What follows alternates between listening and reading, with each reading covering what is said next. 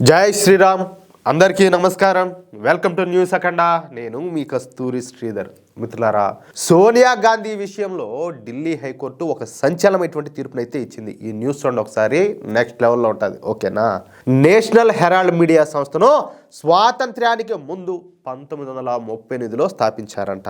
ఆ రోజుల్లో మన దేశంలోని 5,000 మంది స్వాతంత్ర్య సమరయోధులు కలిసి తలా కాస్త వేసుకొని ఈ నేషనల్ హెరాల్డ్ని అయితే ప్రారంభించారు. అయితే స్వాతంత్రం వచ్చిన తర్వాత నుంచి నెహ్రూ కుటుంబమే ఈ నేషనల్ హెరాల్డ్ని అయితే టేక్ ఓవర్ చేసింది. ఇక అప్పటి నుంచి ఈ నేషనల్ హెరాల్డ్ నుంచి వచ్చేటటువంటి ఆదాయాన్ని అలాగే వాటి ఆస్తులను ఈ నెహ్రూ కుటుంబమే అనుభవిస్తూ వచ్చిందనమాట.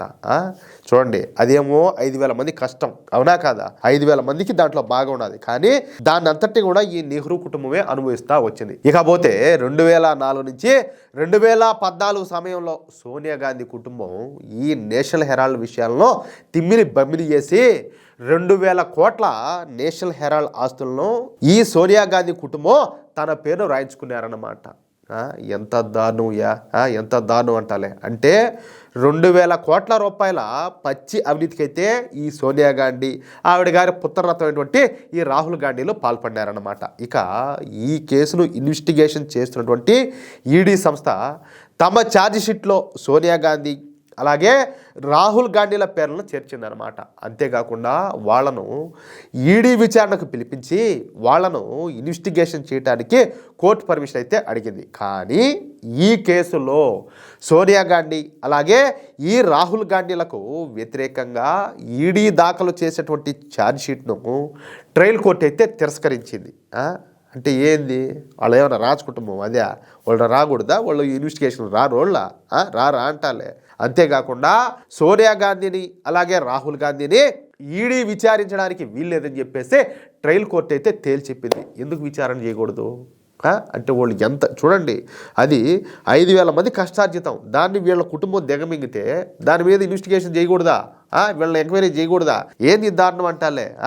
ఈ కేసులో నమోదైనటువంటి ఎఫ్ఐఆర్ ఆధారంగా కాకుండా ప్రైవేటు వ్యక్తి అయినటువంటి సుబ్రహ్మణ్యం స్వామి దాఖలు చేసేటువంటి ఫిర్యాదు ఆధారంగా ఛార్జిషీట్ను పరిగణలోకి తీసుకోలేమని చెప్పేసి ఢిల్లీ కోర్టు ప్రత్యేక జడ్జి అయినటువంటి విశాల్ గాగ్నే తప్పుపట్టాడు. చట్టం ప్రకారం దీన్ని విచారించడం సాధ్యం కాదని చెప్పేసి ఆయన అయితే తేల్చెప్పేశాడు. దీంతో భారతీయ జనతా పార్టీ ప్రభుత్వం పైన సోనియా గాంధీ అలాగే రాహుల్ గాంధీలు పై చేయి సాధించినట్టయిందనమాట. ఇది అంటే వీళ్ళేం సుతపోసలు అన్నట్టుగా దాని అర్థం. సరే, ఆయనకి ఏం ఉండదో మనసులో, ఆయనైతే అటువంటి తీర్పునిచ్చాడు. కానీ దాంతో ఆగిపోదు కదా ఇదే, ఇప్పుడు దాంతో ఆగిపోదు కదా అంటాలే. సరే, ఇక ఈ విషయం పైన కాంగ్రెస్ నాయకులు స్పందిస్తా గాంధీ కుటుంబాన్ని వేధించడమే నేషనల్ హెరాల్డ్ కేసు లక్ష్యము, కేవలం రాజకీయ ప్రతీకార దృక్పథంతోనే దీన్ని దాఖలు చేశారు. కోర్టు తీసుకున్నటువంటి ఈ నిర్ణయం నరేంద్ర మోడీకి అమిత్ షాలకు చెంపదెబ్బ లాంటిదని చెప్పేసి వీళ్ళు సంకలు గుద్దుకున్నారు. మా వాళ్ళు సుత్తపోసలు, మా వాళ్ళు ఏమి ఎరగరు, మా వాళ్ళకి అసలు అవినీతికి అర్థమే తెలియదు, వాళ్ళది ఎటాటి కుటుంబం ఏం కథ అనేసి భవిష్యత్తులో ప్రజలను వేధించబోమని చెప్పేసి పేర్కొంటా వాళ్ళంతా కూడా రాజీనామా చేయాలా అంటే ఎవరు బీజేపీ వాళ్ళు రాజీనామా చేయాలంట. ఏది వీళ్ళ సుతపోసలను టార్చర్ పెడతారు కదా వీళ్ళు కావాలనే అమాయకులన, అందుకని చెప్పేసి మోడీ అమిత్ షా వీళ్ళంతా కూడా రాజీనామా చేయాలా. అలాగే నేషనల్ హెరాల్డ్ కేసు ఓ తప్పుడు కేసు, కేవలం రాజకీయ ప్రతీకారం అలాగే రాజకీయ దురుద్దేశంతోనే ఈ కేసునైతే కొనసాగించారు. 1938లో స్వాతంత్ర సమరయోధులు ఈ నేషనల్ హెరాల్డ్ పత్రికను ప్రారంభించారు. దీన్ని బీజేపీ ప్రభుత్వం ఇప్పుడు మనీ లాండరింగ్ వంటి విషయాలతో ముడిపెట్టి అప్రతిష్ట పాలు చేసేందుకు ప్రయత్నం చేస్తుంది. నిజమేంటంటే ఈ కేసులో ఏమీ కూడా లేదు.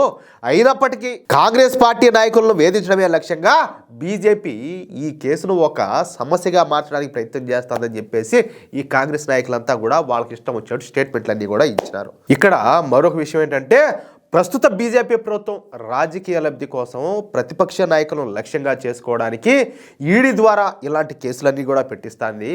కానీ ఢిల్లీ కోర్టు తీసుకున్నటువంటి నిర్ణయంతో తీర్పు న్యాయానికి అనుకూలంగా వచ్చింది, సత్యం గెలిచింది. ఆ డైలాగులు చూడండి.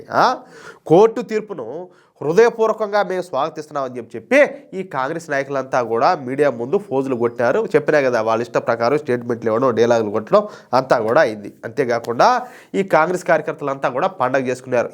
దాంతో ఏదో వాళ్ళకి ఏదో క్లీన్ చిట్ వచ్చేసినట్టు. అయితే ఈ నేషనల్ హెరాల్డ్ కేసును ఛాలెంజ్గా తీసుకున్నటువంటి ఈడీ సంస్థ ఈ కేసును ఢిల్లీ హైకోర్టులో ఛాలెంజ్ చేసింది. ఈడీ ఛార్జ్ షీట్ పైన ట్రయల్ కోర్టు ఇటీవల ఇచ్చేటువంటి ఉత్తర్వులను దర్యాప్తు సంస్థ అయినటువంటి ఈడీ హైకోర్టులో సోమవారం రోజున సవాల్ చేసిందన్నమాట. ఈ నేషనల్ హెరాల్డ్ కేసులో ఎన్ఫోర్స్మెంట్ డైరెక్టరేట్ దాఖలు చేసినటువంటి ఈ ఛార్జ్ షీట్ను విచారణకు స్వీకరించడానికి ట్రయల్ కోర్టు నిరాకరించడానికి సవాల్ చేస్తా హైకోర్టులో మళ్ళా పిటిషన్ అయితే దాఖలైందనమాట. దీనిపైన స్పందించినటువంటి ఢిల్లీ హైకోర్టు సోమవారం సోనియా గాంధీ అలాగే రాహుల్ గాంధీలతో పాటు ఇతర నిందితులు కూడా ఈ నోటీసులు అయితే జారీ చేసింది. ఈ అంశంపైన తమ వివరణ ఇవ్వాలని చెప్పేసి ఆదేశిస్తా తుదుపరి విచారణను మార్చి 12వ తేదీకి వాయిదా వేసింది. ఈడీ తరపున సోలిసిటర్ జనరల్ అయినటువంటి తుషార్ మెహతా తన వాదనలు అయితే వినిపించాడు. ఈ కేసులో దర్యాప్తు అంతా కూడా పూర్తయిందని, అలాగే అనేక సోదాలు నిర్వహించి పక్కా ఆధారాలన్నీ కూడా సేకరించినట్లు ఆయనైతే కోర్టుకు తెలియజేశాడనమాట. సోనియా గాంధీ అలాగే రాహుల్ గాంధీ పైన ఈడీ ఛార్జ్షీట్ను పరిగణలోకి తీసుకుపోవడం పొరపాటు అని చెప్పేసి ఈ సోలిసిటర్ జనరల్ అయినటువంటి తుషార్ మెహతా వాదించాడు. ఈ నేపథ్యంలో హైకోర్టు జోక్యం చేసుకొని ఈడీ ఫిర్యాదును విచారణకు స్వీకరించాలని చెప్పి కోరినారన్నమాట. ఈ కేసులో ఈడీ దర్యాప్తు పూర్తి చేసిందని, సాక్ష్యాలను సైతం సేకరించిందని, కేసులో భాగంగా పలు చోట్ల సోదాలు కూడా జరిపిందని చెప్పేసి ఆయనైతే స్పష్టం చేశాడు. ఈడీ ఛార్జ్షీట్ను పరిగణలోకి తీసుకోకుండా దిగువ కోర్టు తప్పు చేసిందని చెప్పేసి ఆయనైతే వాదించాడు. చూడండి, అంటే కింది కోర్టు న్యాయవాది ఎవరైతే ఉన్నారో ఆయన ఇచ్చేటువంటి ఒక తప్పుడు తీర్పు అది ఎంతగా దారి తీస్తుందో చూడండి. దీంతో ఈ వాదనల్లో నిజం ఉన్నదని చెప్పి గ్రహించినటువంటి ఢిల్లీ హైకోర్టు సోనియా గాంధీ అలాగే ఈ రాహుల్ గాంధీలకు నోటీసులు అయితే పంపించింది. ఇక త్వరలోనే ఈ సోనియా గాంధీ అలాగే రాహుల్ గాంధీలను ఈడీ విచారణకైతే ఆదేశించే అవకాశం ఉండాలి. అంటే ఓచర లెక్క పెట్టడానికి వీళ్ళకైతే రోజులైతే దగ్గర పడ్డాయన్నమాట. లేకపోతే ఏందియా 5,000 మంది కష్టం, లేకపోతే ఏమైనా వీళ్ళ కుటుంబానికి వాళ్ళు ఏమైనా దారాదత్తం చేశారు, దాన్ని ఏలుకోబడి దీన్ని కూడా మీరు అని చెప్పేసారు తినమనే ఏమంటారు, అవునా కాదా? మిత్రులారా, ఖచ్చితంగా ఇక్కడ ఏంటంటే మనం చాలాసార్లు మాట్లాడుకున్నాం, చట్టాల్లో కూడా చాలా వరకు మార్పులు రావాలా, న్యాయ వ్యవస్థల్లో కూడా మార్పులు రావాలా, లేకపోతే ఇలాంటి పొరపాట్లన్నీ కూడా జరుగుతాయి. లేకపోతే ఏంది తెలుసు, వాళ్ళ ఆధారాలు కూడా సేకరించారు, అన్నీ పెట్టుకొని కూడా నువ్వు నీ ఇష్ట ప్రకారం తీర్పులు ఇస్తే గెట్ట అంటే పైకోట్లు ఉండేది ఎందుకు? ఇంకా ఎవరికి ఇష్టం వచ్చినట్టు వాళ్ళకు తీర్పులు ఇచ్చుకుంటా పోతా ఉంటే. మిత్రులారా, ఈ న్యూస్ కనుక మీకు నచ్చినట్లయితే ఖచ్చితంగా ఈ న్యూస్ నలుగురికి షేర్ చేయండి. అలాగే ప్రతి ఒక్కరు కూడా మీ యొక్క అమూల్యమైనటువంటి అభిప్రాయాలను కామెంట్ రూపంలో తెలియజేయండి. ఇంకో విషయం ఏంటంటే, ఇంతవరకు మీరు కనుక మన ఛానల్ను సబ్స్క్రైబ్ చేసుకున్నట్లయితే ప్రతి ఒక్కరు కూడా మన ఛానల్ను సబ్స్క్రైబ్ చేసుకోండి, సపోర్ట్ చేయండి ప్లీజ్. జై శ్రీరామ్, జై హింద్.